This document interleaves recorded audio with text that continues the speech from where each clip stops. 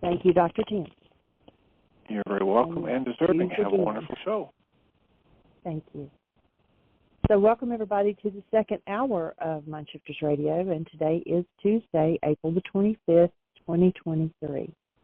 And our calling number is 563-999-3581. And press 1, and that we would love to hear your comments and questions because that makes this your show. And we'll give Michael a moment to dial in. We've been outside. We've been putting together a archway, a trellis, and we had bought some grapevines. And so we're going to we've planted 2 of them. We've got 2 more to go, and let them climb over the trellis, and that'll be our walkway into our flower garden. So we're excited about that. We got that done this morning, and working in the garden. I've got some basil plants to put in the inside garden.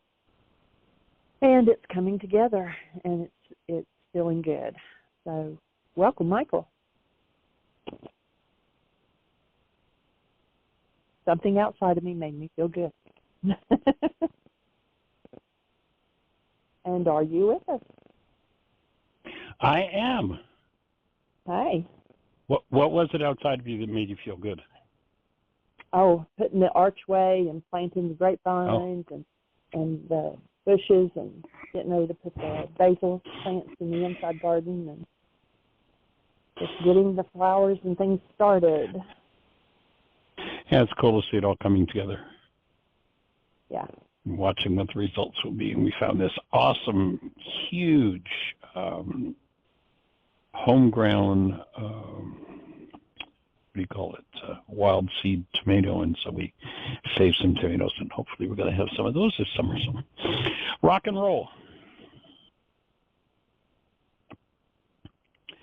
So what do you have on your agenda, dear heart? Being excited about the garden. I don't. I'm sweating right now, so I'm just cooling down. Well, do we have anybody in the phone queue with a hand up or anything happening in the chat room? We do not. It is all quiet on this one. Not a word. Okay. Well, then let's rock forward and take a... Okay, let's do that. I'd rather have a conversation. Yes. Absolutely. Good. And so this is, I think, Cecilia. It's area code 480. You're on the air. Am I unmuted? Hello? You are rock and roll. We can hear you loud and clear. What's on your mind today? What are you working through? How can we support you? I go in and out of working through the house and everything, but, and the hallucination thing about, my family not being there to support me, or that they didn't think that I was any good singing or whatever. And I'm like using the mind shifters to go, no, they loved my singing in actuality. It's like I hallucinated everything else. But, the one question that I had, which is really cool to work on that stuff like that. But what I remember a couple of days ago, you had suggested I go on YouTube and watch Anil Seth, right? You remember, you told me. Anil Seth, yes. Mm-hmm. Yep. Yeah, Anil, okay. How did that, how did his presentation strike you? That's a powerful TED Talk, isn't it? I'll tell you, it's like listening to Martians compared to you, right? I'm like, how come I can't follow this? Because I was really... Got to build the brain cells. Yes. So I thought maybe there's like his own website or something that is there any, can you clarify some of this stuff that he talks about? Sure. Okay. Yes. Yeah, that's exactly the same conversation as we're having. Basically, he's a neuroscientist at University of, I don't remember which one in England, London. And basically what he's saying is that everything that our eyes seem to show us is an hallucination. We've been taught, you and I have been taught all our lives when we've spoken our lives. So I looked out there and I saw that happen. Gee, I'm looking across the room and I'm looking at a picture on the wall. Well, that's just a lie. And he's proving it from a neuroscience point of view. So we've been trained that we look out through this set of peepholes in our head called eyes, and we see what's happening out there. When we get, and that's just, it's one of the convenient lies that we tell ourselves, and then there's an inconvenient aspect of it. There are some things that are fantasies, hallucinations, that are useful, like, for instance, time. The fact is, there's no such thing as time. We invented a set of hands that roll around a clock and created this thing called time. But it's useful. And it can be useful to say, I saw that, and point to it and say, and now you can go over there and, do the same thing. That's a useful fantasy. But when you realize, I don't know, there's something banging around in the background. If we can maybe hit the mute button, that for somebody, it would be a little quieter. So the scientific truth is you can see nothing through your eyes. The eye is a one-way valve. It's an energy receiver for light. Light comes into the eye. You can't see out of the eye. All the eye is an antenna. So that's one of the basic principles he's talking about. Now, if you think about it as an antenna, imagine going over to your TV set, pulling the antenna off of the back of the TV, and looking into the antenna and looking out, you probably don't have, most people have cable these days, but at the time when we had antennas on the roof, can you look out through the wires in to your antenna and look out through the neighborhood and see what's going on? No, that's ridiculous. The antenna is a one-way receiver. Frequencies come in, are reflected in the TV set. Well, the eye is exactly the same.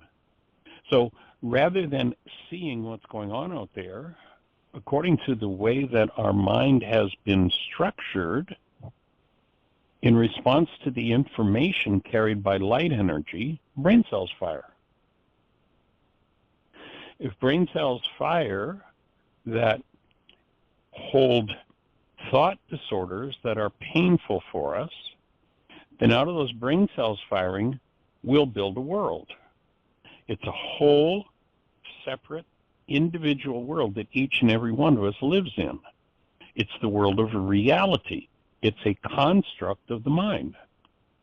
That's why 6 different people can go into a courtroom and testify about the accident they were at, and all 6 of them will have such different stories that you wonder if they were at the same accident. Well, in actuality, yes, they were in the same space, experiencing the same actual event. But the energy that came from that event resonated or fired brain cells in each one of them, and each one's mind hallucinated a reality which they projected upon the actuality. So in essence, we've got 2 different worlds going on. There's the world of actuality. This is what the Creator created. And then each mind hallucinates, structures a picture world that we call reality. And every person's reality is different because the content of every person's mind is different.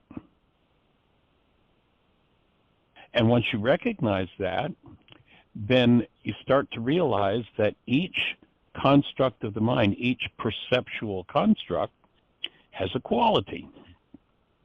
Let's imagine the quality goes from 1 to 10.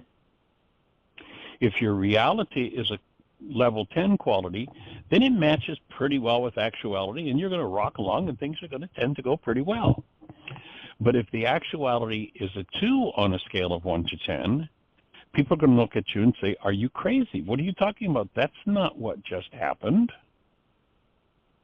So let's say one has painful realities in their minds, painful content, unresolved about relationships. So they meet someone they're attracted to, and then someone's attracted to them, and they decide to hang out and enter a relationship. And things roll along very well until the person that we're in relationship with sends out an energy. It might be a verbal command or word. It might be a look. It might be a gesture.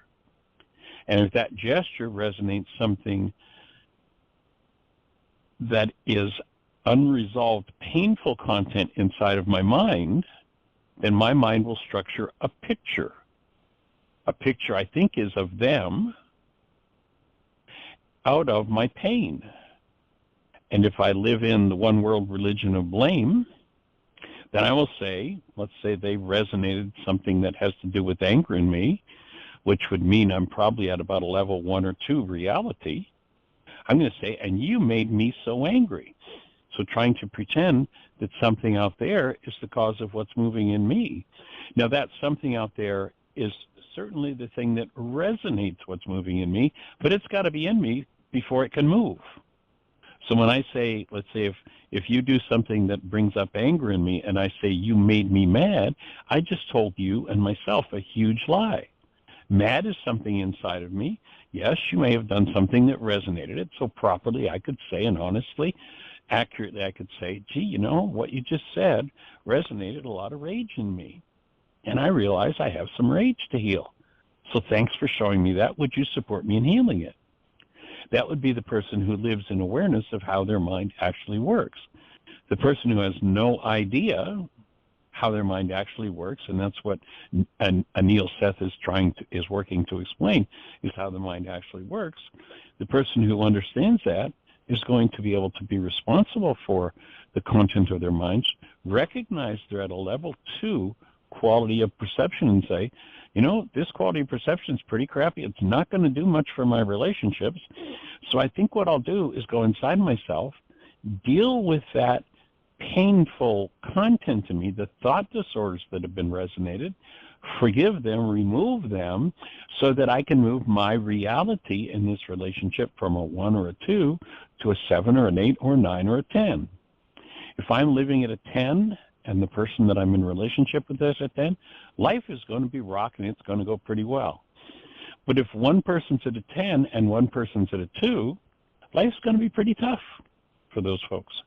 The person at 10 may just decide, well, I'll just put up with whatever I need to put up with and move forward. The person who's living at a 2 has got all kinds of blame and all kinds of, look what you've done to me. You made me feel this. You made me feel it. And lives in a total lie. So correcting the lie means removing the corrupt content based in blame, hostility, and fear, and upgrading the function of my perceptual system so that, well, it can't give me the actuality, the experience of actuality. It can give me a reality that's relatively close to the actuality. And life is just going to get easier and more fun, and, you know, relationships are going to be a whole lot more fun. So that would be my summation of Anil Seth's TED Talk. And anyone who's listening, if you go to YouTube and just put in Anil, ANILSETH, TED Talk, you'll find that talk, and it's awesome. I mean, he's basically repeating, I think, if I remember correctly, I think it was Dr. Tim that found this video back 4 or 5 years ago. I mean, this has been the core of our teaching for half a century. But Anil Seth came along and gave us some science to put behind it, which is pretty powerful. So does that make sense of what he said? Is that fitting in place? Yes. Well, when you explain it, it sounds more understandable. I don't know, maybe everybody just has to wrap your head around different people, and it takes a minute to do that. My guess is why it's so different. I mean, it's so outrageously different from anything we've ever been told. The mind goes, "What? Are you crazy?" And there are all kinds of blocks to work through to be able to even start to really, truly hear that and apply it. Yes. Sometimes I'm feeling really like in line with everything that everything that is actual, and then I go, wait a minute, I don't feel right. I feel really unbalanced. I feel like that's a hallucination, and I had that happen this morning after I did some mind shifters. I mean, not right afterwards, but and I'm like, this is just like this is how I talk to myself. This is just a symptom of healing. I go through the symptoms of healing. And this is just a mental, symptom of healing. What was put in here into my mind, which was not true is now coming out. And it doesn't feel very good. It feels weird. It feels like I'm disoriented. It feels like, all the great stuff that I'm working on with the tools is really what messed up in my life. And then I'm like remembering one time you said that if how you can tell if you're in a healing crisis or whatever is what are you doing? Are you doing all the right things? Yeah, I am doing all the right things. So then my mind started going, yeah, okay, I get that, But as you say too, is the mind, if it's coming from the mind is just something. It's not, I don't know what you say about the mind, but it's not where you want to come from. Well, ultimately, in order to function as a human being, in order to truly heal, you've got to be out of your mind and recognize that your mind is a device that stores information for you. When you need information from you go, okay, mind, give me that. But most people don't do that. They live as though everything their mind says is gospel, and most of it's a fraud. And one of the number one ways to tell that what it's telling you is a fraud is there's some form of hostility or fear in it. Hostility or fear mean that the mind is using corrupt data to build its constructs. And the idea of this work is get rid of the corrupt data so that at least the mind's constructs are on track and accurate about the actuality, even though they're still not the direct experience of the actuality. And there's a whole other set of faculties to be developed with which you get to experience the actuality directly. And in the last analysis, since all of our words are based in perception, all of our words are about a world that is false, that isn't real. It's an hallucination. And so while we want to allude to, there's another game in town we could be playing, but since that game is not in common experience, there's hardly even any language that can refer to it. We'll say things like, well, it's sort of like, you go back to the Aramaic, and 2,000 years ago, Yeshua used, for virtually everything, he used a parable. In fact, there's one point where, I forget who it was, it says that one of the disciples says, without a parable, he did not speak. Now, a parable means parallel meaning. So the parable is, well, we'll take something that the mind takes literally and thinks it understands, and we'll lay it alongside something that is parallel but allows the mind to skip out of its thinking that it knows and give us a different experience. And so let's say, for instance, they said to Yeshua, tell us about the community of love. Now, the Greeks translated those words as, tell us about the kingdom of heaven. And so Yeshua gives them several parables. He doesn't say the kingdom of heaven is this. He tells you where it is. He says it's within you. He tells you when it is. It's here and now. And then he says, and he gives them several parallels. It's kind of like this. It's like this. It's like this. Because all of our words are simply reflections of what's going on in men's minds.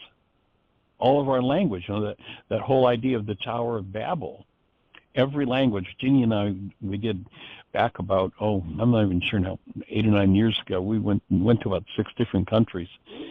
We started out in Sweden, then we went to Denmark, and then we went to Italy. And by the time we got to Italy, it was kind of, for me, it was sort of surreal. And I've been in Sweden, and I hear these people making noises with their lips, and they seem to be able to communicate and understand. I don't have a clue what they're talking about. And we go to Denmark, and the Danes are making these noises with their lips, and they seem to understand each other. I don't have a clue what they're talking about. We go to Italy, and people are making noises with their lips, and they seem to understand each other. I don't have a clue what they're talking about. And all of a sudden I went, now I got what the whole story of Babel is. This is all Babel. You and I right now are speaking Babel. And that is, our mind constructs a world, we make up grunts and groans and noises we call words to represent that world between our ears, and we sort of have somewhat parallel experiences, so we can kind of communicate about that. And the interesting feature of the Aramaic language, the language of not only Yeshua, but of at least 5 of the world's major religions, is that it's based not in men's minds, but in physics. The actual letters of the Aramaic alphabet are 3D shadows of different elements on the periodic table of the elements. So it's actually based in the physics of the world. It's the only language that isn't Babel. And that's why there are many concepts and many words that are like key, core pieces of Yeshua's teaching, that there are no corollary words in English or, Greek or Latin, the languages that we have had the scriptures delivered. There are words that don't even carry those meanings. Like there's no such idea. And so it takes a whole paragraph. One of my favorites, there's actually a program we did a few months ago, maybe a year ago now, on the Beatitudes. We spent a couple days on them, and there was a gentleman who'd been to Heartland, and he decided to do an intensive study of the Beatitudes. So I had him come on, and we had a conversation about the Beatitudes. And the first word in each of the Beatitudes, we're told by the Greeks it says, blessed are they. Blessed are they who this, blessed are they who that, blessed are they, blessed. There's no such idea in the Aramaic language. The word is actually a 3-part word, tuvehun, in Aramaic. And if we break that word down, the closest we could get to coming up with enough words for that one word in Aramaic would be a latent neural structure implanted by the Creator to guide you to happiness and well-being, becomes your conscious possession, you who. That's one word in Aramaic, tuvehun. And so the Greeks took it, delivered it to us as blessed are they. But it's, it's not even close. And there's so many ideas that have been turned around inside out, upside down, and backward. And that's why the first and the core tool for healing is that of collapsing the hallucinations, collapsing the realities in our minds. Forgiveness.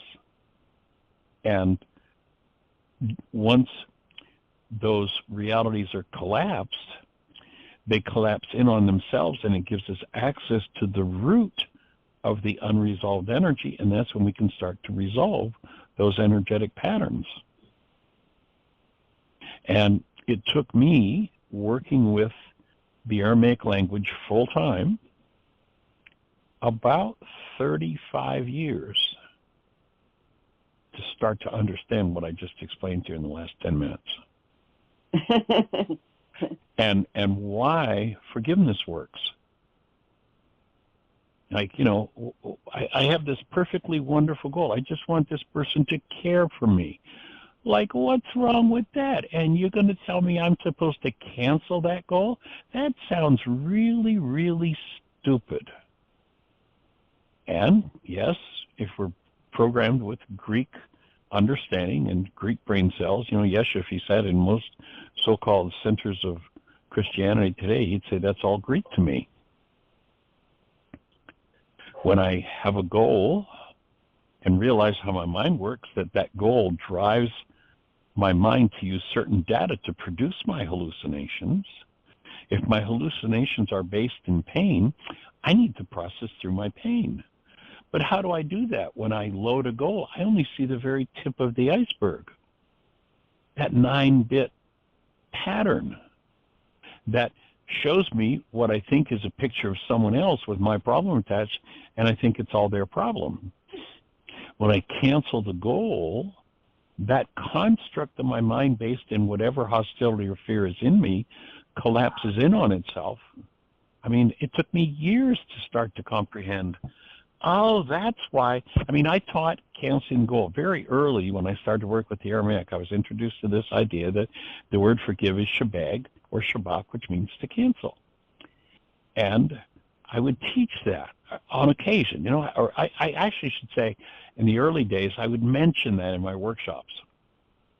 The Aramaic work came along in my life about probably 7 or 8 years into my study. And it was like, well, that's interesting. And in my workshops, I would once in a while mention this thing called forgiveness and, just say, well, try canceling goals.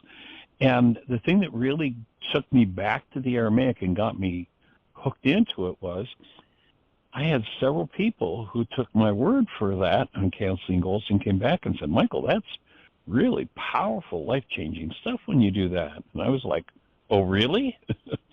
And that's what took me into a deeper study of the Aramaic. And then, what is this canceling of goals? Why? How does it work? And as I say, 35 years later, I could finally explain it. Oh, I cancel a goal, my construct collapses.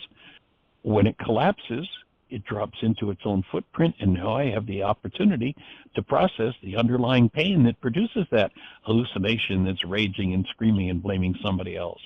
And I get to clean up the part of my mind that's raging and screaming and blaming everybody else. Like it's so simple when you got the brain cells for it, but I have never seen it the only other place that I've seen it, aside from coming out of the Kaburs manuscript in the Aramaic, is in A Course in Miracles. A Course in Miracles describes forgiveness in exactly the same way as the first century Aramaic Yeshua did. So for me, that meets the standard of these two teachings came from the same place. And they simply reinforce and support each other. And here's the practice. Forgive. Are you in pain? Forgive. Is your perceptual construct made out of some form of hostility or fear? Forgive and work through your hostility or fear. Well, but they're the ones who made me so mad. No, you're mad because there's mad in you. You're sad because there's sad in you. You're hateful because there's hate in you. Whatever it is, you're that way because it's in you. And the minute we go into denial, you made me hateful. I'm only being hateful because of what you did. Now I'm in denial of my hate, and therefore I put it into my brain's image of you. And now I make a construct and hallucination up with hatred at the root of my brain's image of you. And geez, I can see the picture. Obviously, it's true. You're the problem in my life. But, of course, then we come up with that tongue-in-cheek line I love so much of, notice you've been through it 87 different times with 42 different people, and you're the only one that was there every time. Sooner or later, we got to start to recognize it's about me. And here are the tools for cleaning it up.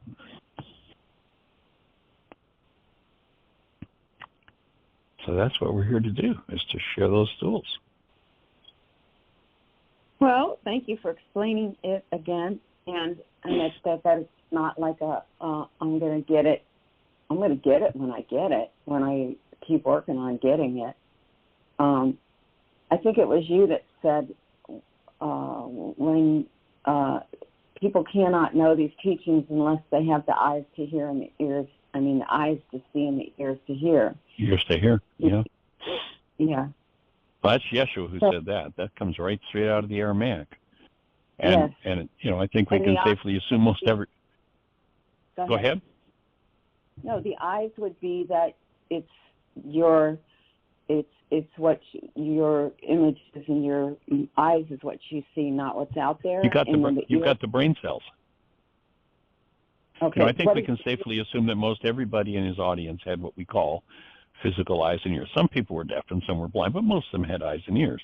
He wasn't talking about the physical thing. He was saying, in order to understand what I'm telling you, you've got to have the brain cells for it. If you don't have the brain cells, it won't make sense. My favorite example of that is most people who come to this work, and the first time I mention the word sin, recoil and go, ooh, sin, ooh, evil, awful, ugly, nasty, bad, wrong, hell. They're all the brain cells that are associated with that word. And then I explain the Aramaic definition or source of the word sin, and it's an archery term. If you're on the archery range and you fire at the bullseye and you miss the bullseye, the scorekeeper yells sin. you're off the mark. That's all it means. So now the person who hears that, and over the years, 50 years of doing this, the most common feedback I get from people that, maybe I'll see somebody 20, 25, 30 years I haven't seen them. And they'll say, what really changed my life? You told me the definition of sin. So they've got a whole new set of eyes and ears for sin. When we develop new eyes and ears for perception, for love, for human life, all those things, then the game changes. Yeah. And if I'm listening with, eyes and ears that are stuffed with all kinds of hostility or fear, then it doesn't matter what I hear him say. I'm going to try to repeat what he says, and I'm going to come out with hostility and fear. I can't tell you over the years how many people I've worked with that came from what they called deeply religious homes, and they were so emotionally battered and abused and beat up, condemned and terrified of hell. And that's like 10,000 miles away from any world. That Yeshua, if he saw what most of churchianity is doing with their children today, he would be totally and completely appalled. Just appalled that this person is standing up there in the pulpit, the authority figure, screaming and raging at little kids about how they're sinners and they're going to go and suffer in a fiery place for eternity. That is one of the worst sins that's ever been committed, is that idea. And it is spouted out of the mouths of preachers everywhere. And to me, it's a criminal act. Yeah. And it sure isn't out of the eyes and ears of Yeshua. The brain cells of Yeshua. But people can only hear what's in their brain cell structure until the correction comes. Yes. So really quick, when I hear you breathe, and I know it's like helping I'll just speak for me breathe. But I also was listening to Dale Hoffman, and he was talking about breathing. He didn't get it for like 20 years. He tried or whatever. I don't know if I'm paraphrasing him or not. But anyway, it's so contrary to what I was taught about breathing. Even from a well-renowned voice coach in Los Angeles, he would say, it has to be quiet. Nobody wants to hear your breathing. And, and then that gets me into when I was a kid, I used to hide behind the couch, and I'd tell myself, don't breathe. I mean, don't make any noise. Don't make any noise when you breathe because you'll get abused, And so I want to learn what is it with it being audible and I know not, and holding it and everything is just not dealing with what's in there because of you. Right. But what about the making noises with it? I mean, it's so odd with something that you want to do and not come from your head, which is singing. You want to come from your soul, and if you can't make audible sounds breathing, you're not breathing right, or something I'm starting to get because of what I'm learning from you. What is your take on breathing? Is it different for different things, or? Well, if you're going to sing, you're going to breathe much differently than if you're going to do a still point breathing session. Yes. And on the show, especially when somebody's in process, two things. I stay in process personally, so I'm breathing. And I want to remind that person breathe, so I oftentimes will add a little bit of sound or purposely breathe just as a reminder to keep that person's breath moving, because when one holds one's breath, that's the way we acquire a past about something. That's the way we get stuck in painful realities around any given issue, is by holding the breath, and it locks the energy into tissue. And so when one moves into the still point breathing process, which you recall doing, it's way back, and you may not remember much about it from that workshop you did. It's got to be 25 years ago. That's a kind of breath that activates and puts people into the ability to process what they've been suppressing and hiding from themselves, and oftentimes not even just their own lifetimes, but the lifetimes of their generations. You watch people in trauma and they hold their breath. They stop breathing. So purposeful, conscious, connected breath is a whole different process. And yes, singing is something different again. Yes. Okay. I can get literal. Cool. Yeah, but I'm trying to get out of being literal. And you know the cutest thing? Parables. I don't know if it's cute, is I was in grade school and throughout grade school or kindergarten, grade school, high school, and I'd always say, why is pi squared this? Why? I'd go after class and talk to the teacher, and it would really frustrate them, you know. So, but I always wanted to, I don't know, why is this happening again? Maybe I was like on the path of, but why is this happening again? No, I don't know. You were searching. You were Yeah. searching. Yeah. Okay. And by the way, right. in your whole eternal life, you've never frustrated anyone. They may have told you you were responsible for their frustration, but you weren't. They were in frustration because they were in frustration, not because of what you did. Okay, You were inquiring. You were asking. So you were never to blame for the crap happening in their minds when they went, why don't you just shut up, kid? I don't know the answer. I am the authority, the teacher, but you're telling me I don't know the answer, and I don't want to hear that. So let go of ever having been responsible for their frustration. Yes. So I think I might always be a why person. And not why again, but working through the stuff that we're working on, those kind of whys. Well, you know, you'll notice that this work, throughout it, there's a very strong intellectual thread. Okay. And the reason for the intellectual thread, like, you know, I mean, the title of my book, I'm a why person too. Why is this happening to me again? You know, that's the title of my book.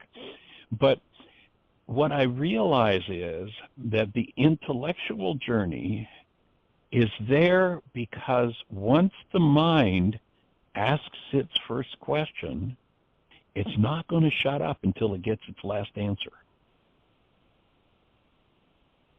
Once it gets its last answer, then it can let go. Then we can start to live as human beings rather than living in our minds. Okay. Because to really, truly live as love, you got to be out of your mind. So are you saying that once we start living out of our mind, that's when we'll never say why again?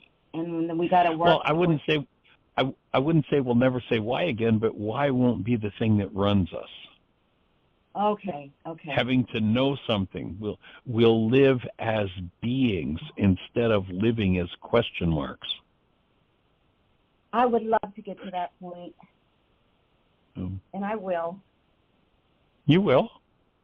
You will. And again, you know, the idea of first century Aramaic forgiveness is that each time you use it, you weaken the frequencies that emanate from brain cells until that thing shuts up.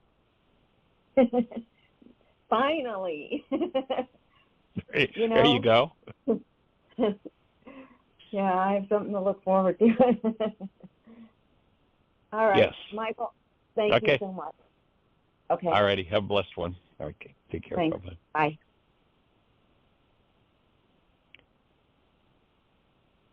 So, Miss Jeanie, we've got about 20 minutes to rock on here. Do In we have the anybody notes on the phone for today, no, there are no other hands up. But I was just going to say, in the notes for today, I put a link to Anil Seth. She had originally asked if he had a website, and it's www.anilseth.com. And he is a British professor of cognitive and computational neuroscience at the University of Sussex. Sussex in London. Yes. Yeah, it's his TED Talk is awesome. And I also put a couple other links, one to the Caboris and to the Beatitudes that you referenced, and also Easing Through a Healing Crisis. I put that link out there.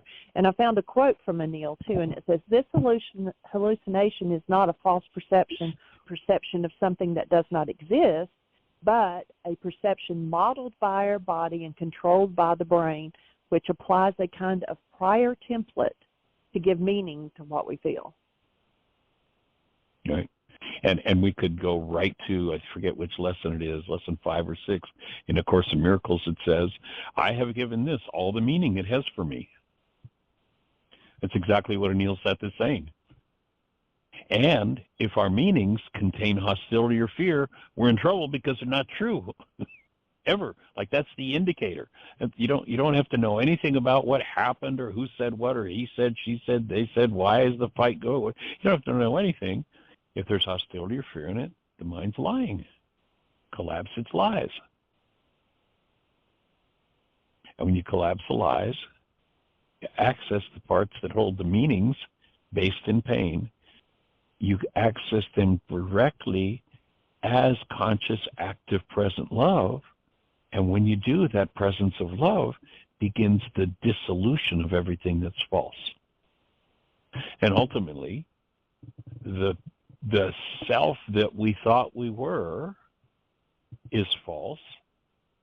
And that self, as Yeshua said, has to die. In order for you to live, you have to die. The self that's based in meanings acquired in experiences with hostility or fear attached are all a fraud and a lie. The human organism is love. It's made of love.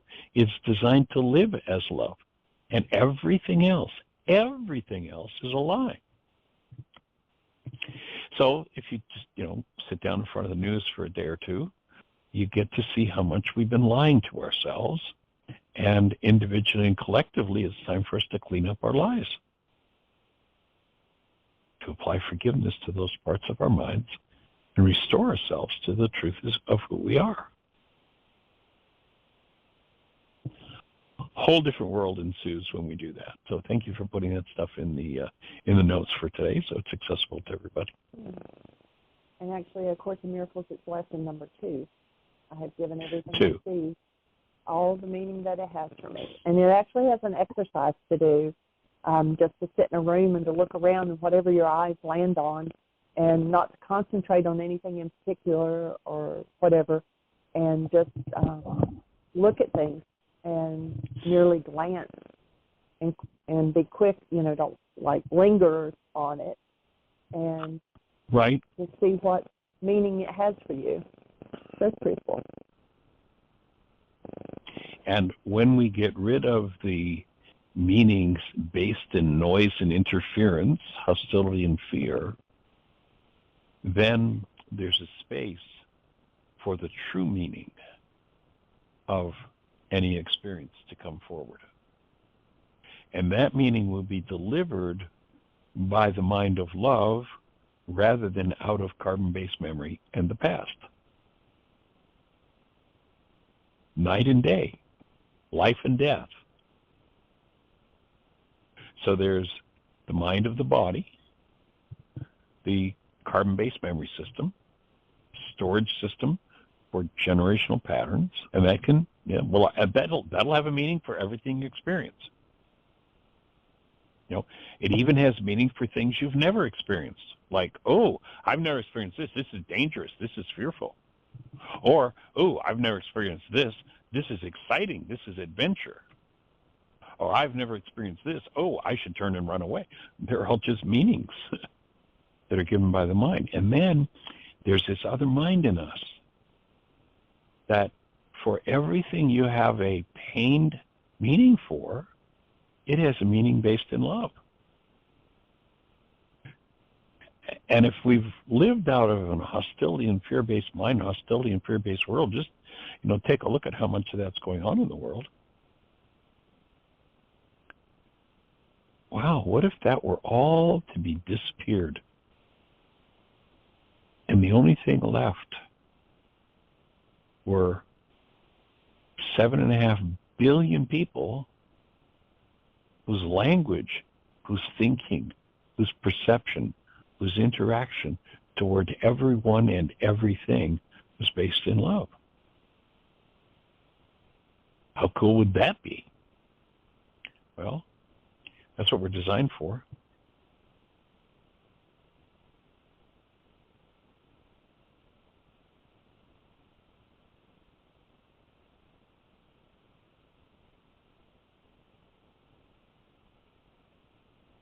So if you're out there in listener land and you are on one of those stations where we can't see you in our control panel, our call-in number, if you want to have a conversation with us, dial your phone, 563-999-3581, 563-999-3581. Dial that number. You'll be listening to the show directly.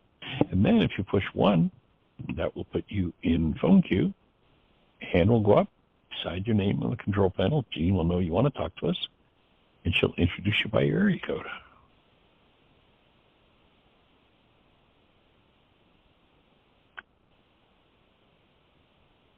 So how can we support you? What's on your mind out there in listener land?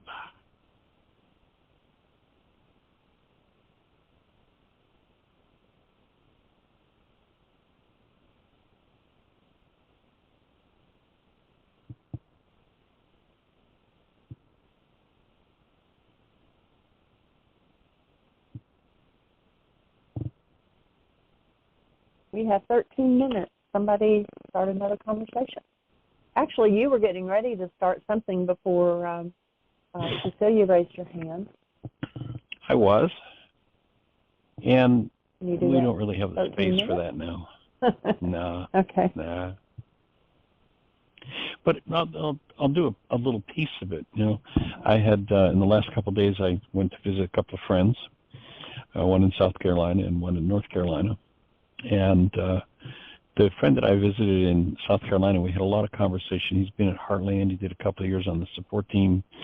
He's really been doing his work, and he's working with several people who are in 12-step programs. And we got into conversations about why people abuse substances. And he had an interesting perspective, and it's sort of the corollary to the perspective that I've adapted over the years of working with a lot of drug addicts and alcoholics or rageaholics or workaholics or whatever it is that people use. And that was that my take has always been, and he gave me a nice shade of a different perspective, my take has always been that people use addictive substances or behaviors in order to anesthetize themselves against pain. It's a way to not feel the pain. And my take is that people who, especially are alcoholics or drug addicts, were very sensitive beings that came into the world, and there was no place for them to land. There's nowhere they were accepted or held in the space of love as they deserved. And the pain of that becomes a driving force to keep a lid on that pain, to keep an anesthetic moving.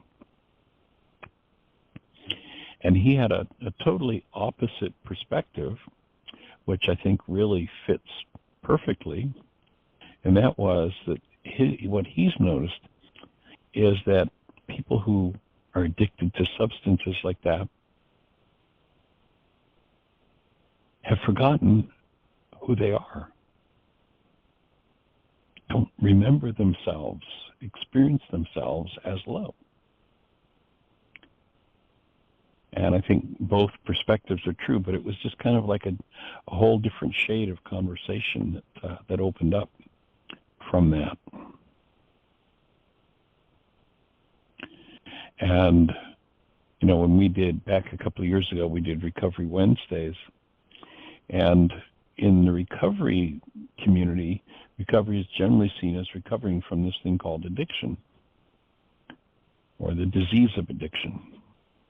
where the perspective we took on the Recovery Wednesdays was that recovery is about recovering the truth of who you are. Returning to the knowledge that you are literally the offspring of love.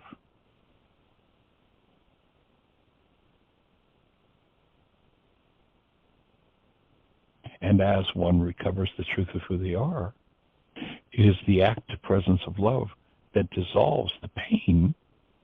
And at that point, people walk away from their addiction because they experience it not as relief from pain anymore, experience it as destroying the awareness of who they are.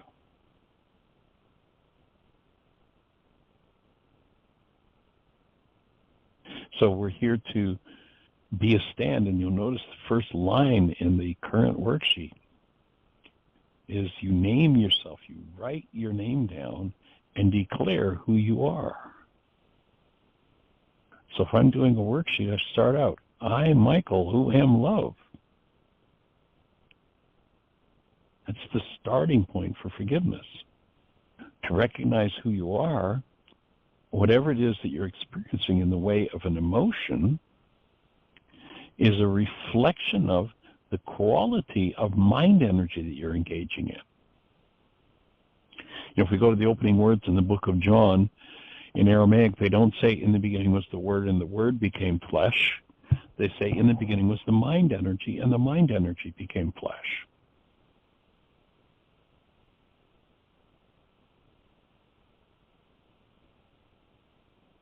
And so if we engage in mind energy that is the opposite or unlike what we are, then we create emotions based in that mind energy. My take is that when the neuropeptide formed by thinking a thought strikes the receptor site on the cell or attaches itself to the receptor site on the cell, it radiates an emotion. You know, what the cell biologists are telling us is when you think a thought, that thought produces a neuropeptide, an actual molecule. The molecule lands on a cell with a receptor site that matches, and when it lands on the cell, what I'm offering is that the cell then radiates a signal as to, yay, this is good, and I'm rocking, feeling good, or, oh my God, we're in deep trouble, this is bad stuff. That's what emotions are. They're simply telling us about our creative process.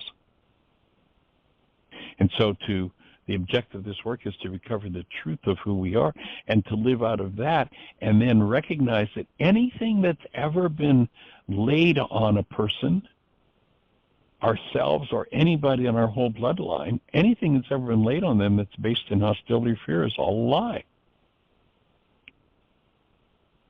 And energetically is a fit subject for forgiveness. Forgiveness being the removal of what never belonged within the structure. And it takes a variety of tools to get past the tricks of the mind that keep us running in circles and playing out of the mind energy of that one world religion of blame, looking for somebody outside of us who's the cause of what's going on in here.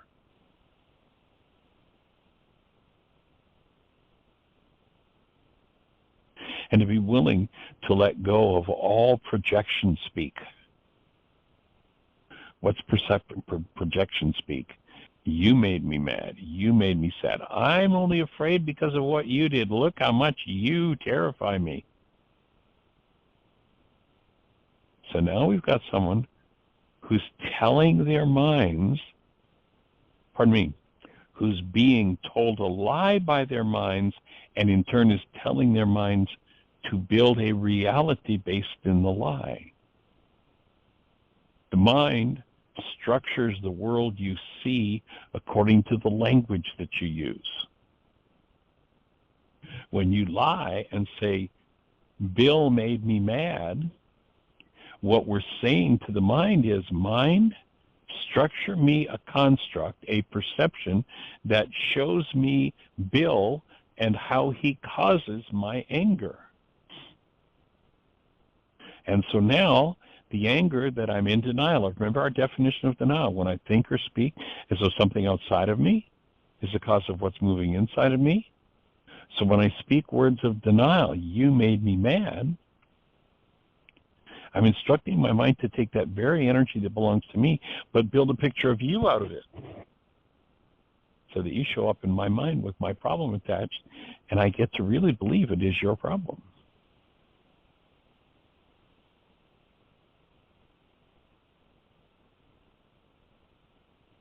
When I remove what didn't belong, then that mind energy is no longer impacting the cell and resonating with this pained structure, the structure that comes out of pain. Now, for somebody whose whole life, and there's a really simple exercise you can do to determine how deep the brainwash is of the world. We've talked several times over the years about the point at which the FCC changed broadcast rules and determined that they were no longer going to broadcast signals in the way that they had done from the beginning of television, but they shifted into digital, from analog broadcasting to digital. And, my take is, so they do that. Why would the government step up and buy everybody who doesn't have a digital receiver, buy them one that they can attach to TV so they can keep watching TV? Why would we do that? Why would that happen? You got to keep up with the brainwash. Now, is the TV a brainwash device? Well, just sit down. If we are actually beings based in love and not beings designed for hostility or fear, and language is a key as to where the balance is, sit down in front of your television set and have the remote control in your hand, a piece of paper and a pen, and spend no more than 3 minutes on any TV channel and flip from channel to channel to channel to channel to channel. Spend an hour doing that. At the end of the hour, do a tally. How many words did you hear that were based in and reflective of hostility and fear? How many words did you hear that truly and actually represented human life as it is, as active present love? Well, the average person says, well, gee, I did that exercise and had 1,000 check marks on the side where the words were about hostility or fear. Only had 2 or 3 based in love. Input equals output.